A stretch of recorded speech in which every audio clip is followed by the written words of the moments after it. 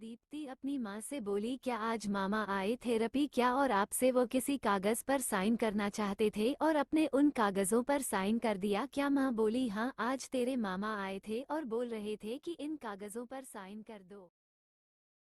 आपने उनसे पूछा क्या? नहीं बेटा, मैं उनसे क्या पूछूं, वह तो अपने थे, मैंने उन कागजों पर साइन कर दिया। माँ आप बहुत सीधी है, आपको कुछ नहीं पता, आप पहले उन कागजों को पढ़ तो लेती, हो सकता है वो प्रॉपर्टी के कागज हो। माँ बोली, नहीं बेटा मुझे भाइयों पर पूरा भरोसा है। दीप्ति बोली, आप सीधी हैं, चलो कोई बात नहीं। ऐसे ही धीरे धीरे दिन बीते गए। आरती भी सोच में पड़ गई, पर वह कर क्या सकती थी, क्योंकि उसके पति के जाने के बाद तो उन भाइयों ने ही उसकी सहायता की थी, क्योंकि माँ बाबा के जाने के बाद तो वो कभी अपने मायके भी नहीं जा पाई थी, क्योंकि इतनी मुसीबत में फंस गई थी कि वह कुछ नहीं कर पाई। बुरे समय में उसके भाइयों ने ही उसकी मदद की थी, इसलिए वह उनको कुछ भी नहीं कह पाती थी। लेकिन दीप्ति के मन में तो कुछ और ही चल रहा था, क्योंकि दीप्ति ने इस बुरे समय में अपने आसपास के लोगों को भी बदलते देखा था। जब से उसके पापा की डेथ हुई थी, माँ और वो केवल अकेले रह गए थे, उसने अपनों को इस तरह बदलते देखा कि उसका हर किसी से विश्वास ही उठ गया था। वह अब कभी किसी पर भरोसा नहीं कर पाती थी, फिर भी वह माँ को देखकर खुश रहती थी, जिससे कि माँ परेशान ना हो। माँ बोली, आज तेरे मामा मामी आए थे और बहुत सारे कपड़े भी लाए थे और सामान भी लाए थे और कह रहे थे कि बहुत दिन हो गए आप घर नहीं आई, बच्चे भी बहुत याद करते हैं कि बुआ जी घर नहीं आती, इसलिए आप दोनों, दीप्ति और बहन, तुम दोनों दिवाली पर अपने घर आना। और एक लिफाफा भी देकर गए थे और साइन भी कराए थे, कह रहे थे कि इस लिफाफे को मेरे जाने के बाद खोलने और आकर अपना घर बार संभालो। माँ आप नहीं समझती, वह नाना नानी की सारी प्रॉपर्टी खुद लेना चाहते हैं और आपके थोड़े से गिफ्ट वगैरह देकर सोचते हैं कि बहन बहुत सीधी है, इससे ऐसे ही साइन करा लेंगे और आप कुछ नहीं कर पाएंगे। माँ सब बदल जाते हैं जब से पापा गए हैं, जब से किसी ने भी हमारा साथ नहीं दिया। माँ बोली, ऐसी बात नहीं है बेटा, जब तेरे पापा की मृत्यु हो गई थी तो तेरे मामा ने ही तो हमें काम दिलाया था और उसे बुरे वक्त में हमारा साथ दिया था, जब सब लोग हमारा साथ छोड़ गए थे। मैं एक प्रॉपर्टी के लिए किसी से झगड़ा नहीं कर सकती। कोई बात नहीं बेटा, हम खुद मेहनत कर लेंगे, भगवान हमारे साथ है। ठीक है माँ, आपको जैसा अच्छा लगे। और वो परेशान मन से बाहर चली गई, क्योंकि वह अपनी माँ को दुखी नहीं देखना चाहती थी, लेकिन अंदर से उसकी माँ भी बहुत परेशान थी कि मेरे भाई मेरे साथ ऐसा कर सकते हैं। थोड़े दिन बीते, फिर दोनों भाई अपनी बहन से मिलने उसके घर आए और बोले कि बहन ये लो अपना लिफाफा और इसको अपने हाथ से खोलो। बहन बोली, क्या है इसमें? वह बोले, आप खुद देख लो। जब आरती बहन ने देखा तो उसकी आंखों में आंसू आ गए और वह अपनी बेटी से बोली कि दीप्ति इधर आओ और देखो तुम्हारे मामा ने ये क्या लिखा है। नेहा बोली, क्या है माँ, आप खुद ही पढ़ लीजिए, मुझे नहीं पढ़ना। वह गुस्से में बोली, तो माँ बोली, बेटा एक बार देख लो। तो उसने कहा, अच्छा आप कहती हो तो देख लेती हूँ। तब उसने वह पढ़ना शुरू किया। वह एक प्रॉपर्टी के कागज थे जो उसके नाना नानी ने उसकी माँ के नाम खरीदे थे, वही कागज उसके मामा मामी उसको देने आए थे। ये देखकर उसकी आंखों में आंसू आ गए और वह सोचने लगी कि जिनको मैं कितना गलत सोच रही थी, वह तो सब कुछ गलत निकला। अब भी बहुत ऐसे लोग हैं जो बुरे वक्त में भी अपनों का साथ नहीं छोड़ते। खाली जमीन ज्यादा थी कुछ नहीं होता, अपनों का साथ भी बहुत कुछ होता है। आज के जमाने में भी लोग अपनों का साथ नहीं छोड़ते और हमेशा उनके साथ खड़े रहते हैं। माँ मैं गलत थी, इसलिए मुझे माफ कर दो। और वह अपनी माँ से लिपट कर रोने लगी और अपने माँ से बोली, मामा जी मुझे माफ कर दीजिए, मैं आपको गलत समझा, क्योंकि मैंने और माँ ने बहुत धोखा खाया था, हमें अपनों ने ही बुरे वक्त में छोड़ दिया। और वह माँ से लिपट गई। इस कहानी से हमें सीख मिलती है, फुल्स को थम्स अप का चिन्ह, कि आज की दुनिया में केवल प्रॉपर्टी जमीन ज्यादा ही नहीं, रिश्ते भी अहमियत रखते हैं। इसलिए सब पर भरोसा रखें, भगवान सबका साथ देता है।